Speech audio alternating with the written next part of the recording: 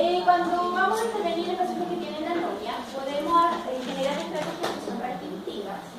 Y estas estrategias podemos ejecutarlas cuando hacemos actividades fonológicas o semánticas. Y para eso nosotros podemos entregarle ayuda al paciente para que logre dar la palabra. ¿De qué manera? Que complete una oración. Ya, ojo, que aquí por ejemplo está la ayuda, puede ser un tipo de ayuda jerarquizada. Imagínense que el paciente, ustedes le presentan, a ver, no sé, una manzana. Ya, le presentaron una manzana. Entonces usted le dice, ya, ¿qué es esto? Y el paciente, ay, no se acuerda, no, sí sé qué es, pero, ay, si es rica, sí, es rica. Ya, ay, que puede ser verde o roja, sí, puede ser verde o roja. Entonces, no da, entonces uno dice, ya, a ver, esto es una fruta, ¿cierto? Que puede ser verde o roja, es dulce, rica, es una... Y si no dice manzana, entonces paso a la ayuda genial. Ya, entonces, esto es una... tampoco lo dice... Entonces esta es una man... Y generalmente ahí lo dice. ¡Sana, manzana! Pues así lo sabía, sí, no sé, ya. Ya, entonces por eso ustedes tienen que jerarquizar las ayudas.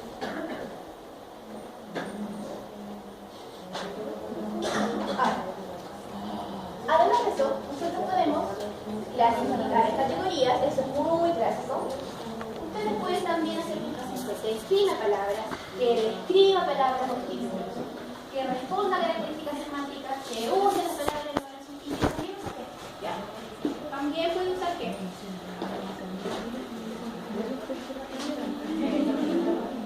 Y cuando hablamos de tratamiento, no bien. Bueno, ya.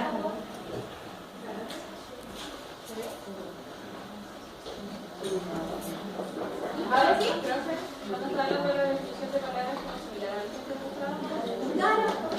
Uno le puede decir, ya, a ver, ya, abrimos con la palabra, bien, quiero. A ver, usted dígame, si yo no supiera qué es eso, ¿qué es una manzana? Usted debería de saber generar una definición. Porque generalmente no pueden, ¿ya? Por ejemplo, se saltan, uno debería comenzar, es una fruta, en general, se saltan esta parte que dice la fruta, no sé, es redonda, es dulce, ¿cierto? Es una fruta, como que esa parte la... ¿Profe? ¿Y el uso del gesto? Es que lo que pasa es que, por ejemplo, hay personas que tienen anomia y les cuesta demasiado la expresión verbal. Entonces tú tratas de que el paciente dé con el estímulo, usando el gesto. Por ejemplo, cuando yo les contaba que el Ticho, ¿se acuerdan que yo les dije que le había tocado un plátano aquí en la frente? Y él no podía dar la mano, pero no podía porque tenía brackets. ¿Qué hizo? Pescó la mano de la que estaba al lado, hizo así. ¡Ah! Perfecto. Entonces ahí dio con el estímulo, que era plátano, pero de una manera, entre comillas. Sí, pero esos tratamientos semánticos que yo le enseño los gestos. Puede ser que tú le enseñes o que el paciente ya lo tenga aprendido y que tú le des la posibilidad de que lo use. ¿Te parece? Pero esa es la idea. Y cuando nosotros generamos un tratamiento más bien fonológico, es cuando le pedimos al paciente que repita palabras. Cuando nosotros lo hacemos que, por ejemplo, le damos ayuda ortográfica o ayuda fonémica, que es la que estamos viendo hace poco, también las ayudas silábicas están dentro de este lineamiento. Y también lectura y escritura de los estímulos de manera aislada, ¿ya? Porque aquí no nos interesa mucho el significado, ¿cierto? Estamos hablando más bien de lo fonológico.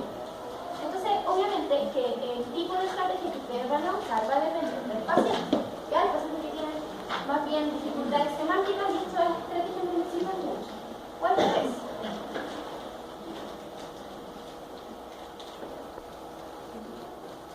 Y también, como en la mayoría de las terapias, se pueden combinar, ¿ya? Estrategias. Pero aquí hay ese role playing, denominación de comunicación, que en realidad hay una infinidad de actividades que pueden realizar ahí, va la calidad de cada uno de ustedes. Ya, pero la idea es que ustedes sepan que pueden combinar estrategias fonológicas y semánticas y hacerlas en un mismo paciente. No hay problema. No estoy curiosa la denominación. Cuando tú le dices, ¿qué es esto? Y se lo muestras.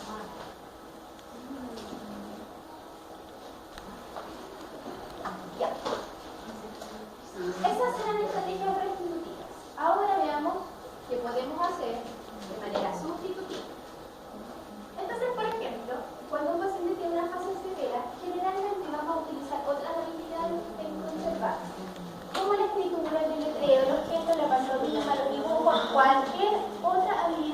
conservada en el paciente y que le sirva para poder trabajar la novia. Ahora.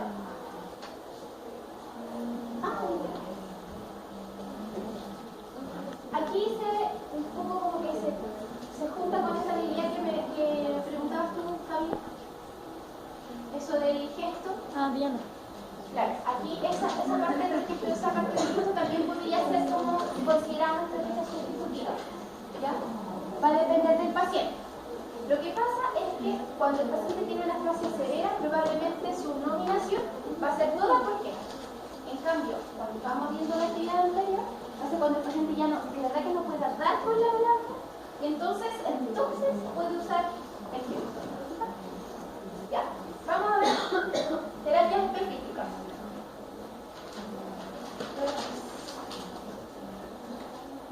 Ya, necesito ver esto en 10 minutos. Ya, vamos a ver. Se lo voy a mandar, de verdad que se lo voy a mandar. Pero por último, para que sepan cuáles son las físicas y para qué son. ¿Ya? Entonces, por ejemplo, miren, ahí tenemos la lista. Estas dos últimas no aparecen, porque ya las hemos visto, ¿cierto? La mentoración médica y el sistema alternativo. Veamos. Control voluntario de producciones involuntarias.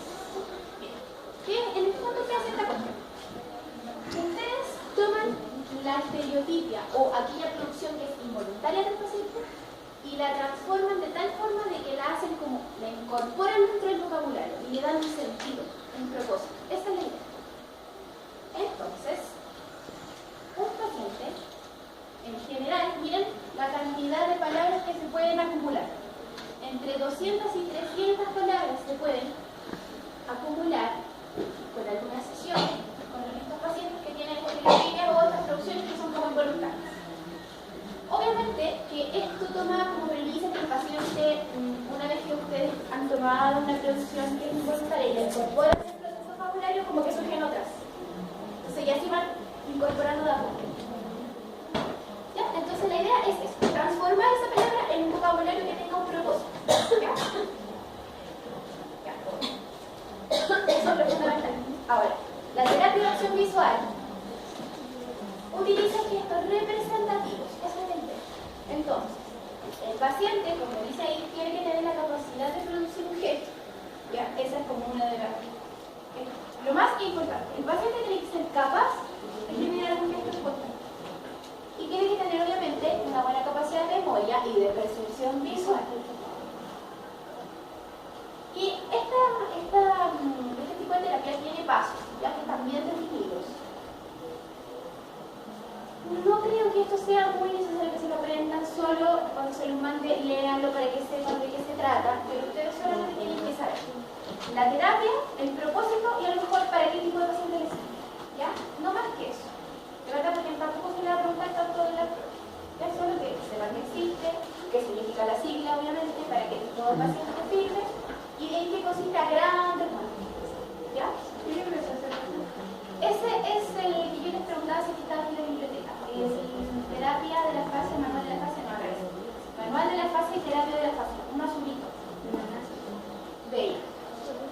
No sé si... A mí me dijeron que creo que estaba en la biblioteca. Ya, pero ese es. Ese libro es. Pero en Google aparecen algunas páginas. Si lo buscan en libros de Google, aparece. ¿Ya?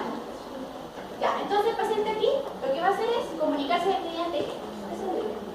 En general con pacientes que tienen apraxia oral, incluso apraxia fonatoria, bastante andan súper bien.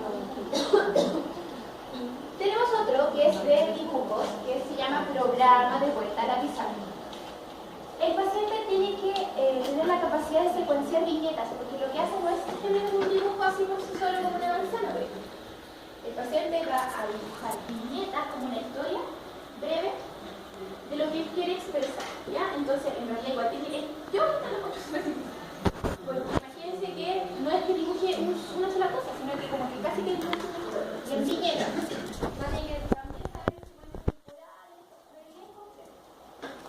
Miren que, fíjense ahí que tiene que tener una fascia severa en expresión y la comprensión tiene que estar afectada, pero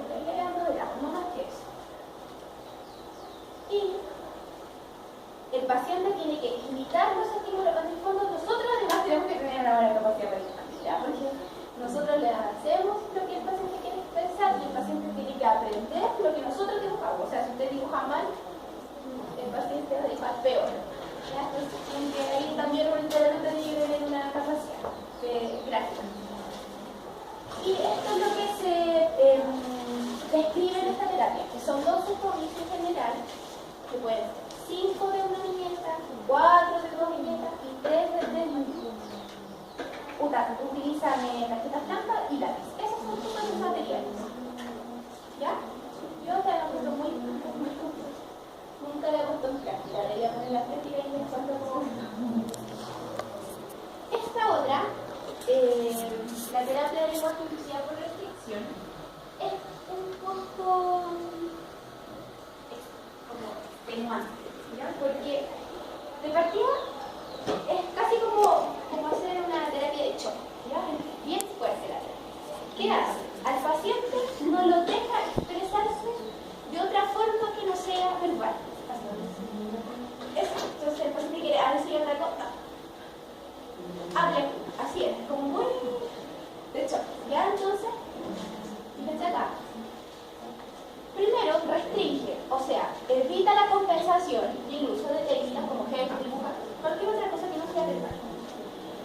Uso forzado porque lo insta a que use el lenguaje para expresarse, el cual se encuentra impedido, ¿ya? Y es una práctica intensiva. Miren lo que dice aquí abajo. Varias horas al día, sobre 3, por 10 días. Imagínense una terapia de más de 3 días. Pero hay estudios sobre esta terapia y los resultados son excelentes, muy buenos, pero yo no sé. Ya, y ahí en general es grupal. Entonces, por ejemplo, utilizan una mesa con estímulos y los pacientes se ponen así como alrededor y tienen que intercambiar información solo verbalmente, no hay otra forma de expresarse. Entonces, por ejemplo, no sé, el terapeuta dice, a ver, ¿quién tiene la casa? Para decir, ¿quién tiene la casa? Nadie puede levantar la mano, o sea, tiene que decir, yo tengo la casa. Ya, ¿cómo es tu casa? Es así, pero todo es verbal, ¿ya? Y ahí, como dice ahí, de tipo social, porque se hace una terapia en grupo.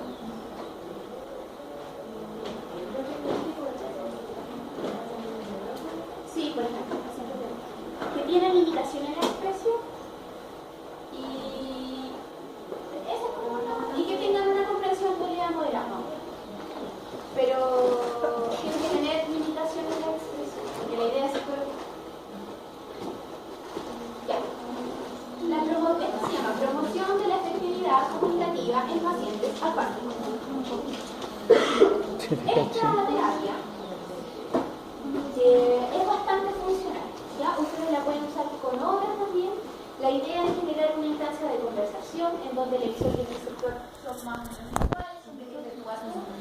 El paciente recibe feedback del terapeuta y la idea, lo que quiere hacer el terapeuta con el paciente es que el paciente logre comunicarse sin importar la exactitud lingüística, ¿ya? No importa ahí como por ejemplo el terapeuta se fijaron el terapeuta en el video, le corregía la paciente, ¿verdad? Por ejemplo, cuando decía de repente le faltaba algún artículo, no sé si quería decir la casa y decía casa, la casa, que decía el terapeuta, ¿verdad?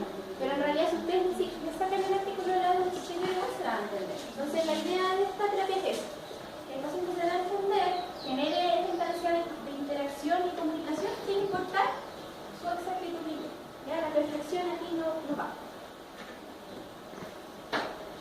Y como dice ahí en la diapositiva, ustedes pueden utilizar cualquier tipo de estímulo, ya porque es muy funcional esta terapia. Objetos, esta conversación, lo que el paciente quiere.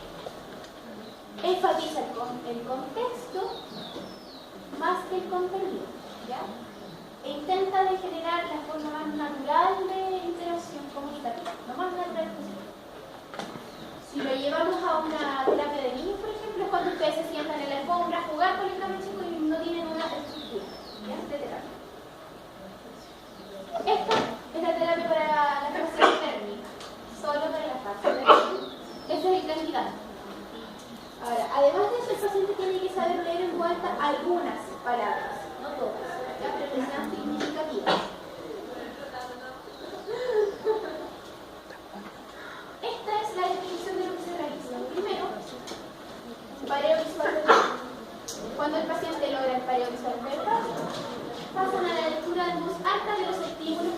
utilizaron para el pareo visual verbal. Después hace que el paciente utilice la repetición, ¿ya? Con ayuda del dibujo, sin el estímulo escrito. Y finalmente el paciente debería comenzar a reconocer auditivamente los estímulos que han usado ustedes en las etapas anteriores. ¿Ya? Esa es la descripción del procedimiento. Bien resumido. Hay un video que está en YouTube, se lo voy a mandar a la biblioteca y está en ya, esta es la terapia que se enfoca en los procesos cognitivos. ¿Por qué? Porque esta terapia dice que a veces en los test de lenguaje afecta más los procesos cognitivos que la dificultad misma del lenguaje. Esa es la idea de esta terapia. Entonces lo que hacen ellos es enfocarse en tareas cognitivas. Por ejemplo, acá sale. Tareas de atención. O sea, el paciente tiene que tachar dibujos abstractos. ¿Saben lo que se refiere a dibujos abstractos? No tiene ninguna forma, figuras, pero por ejemplo son cruces que tiene que identificar, ¿ya? Sobre una imagen que es abstracta, no es nada como tache los autos, tache las estrellas, no, son imágenes que tienen una figura concreta, ¿ya? Ahora, también el paciente tiene que saber identificar el dibujo que sobra. Ahí sí hablamos de dibujos, ¿ya? ¿Cuál es el dibujo que sobra y que tiene que identificar? También ustedes le preguntan en una imagen, muéstrame el auto más grande, ¿ya? Y obviamente que los estímulos no son tan diferentes para que la tarea sea difícil. Y finalmente también esta terapia contempla clasificación semántica de los estímulos, ¿ya? Y ahí está lo que yo les había dicho. Ciertas variables no lingüísticas pueden influir en la ejecución de ciertos test y tareas que necesitan la comprensión auditiva. O sea, es como una tarea indirecta, ¿verdad? Mejora la comprensión auditiva, pero a través de procesos cognitivos. ¿Ya? Esa es la idea.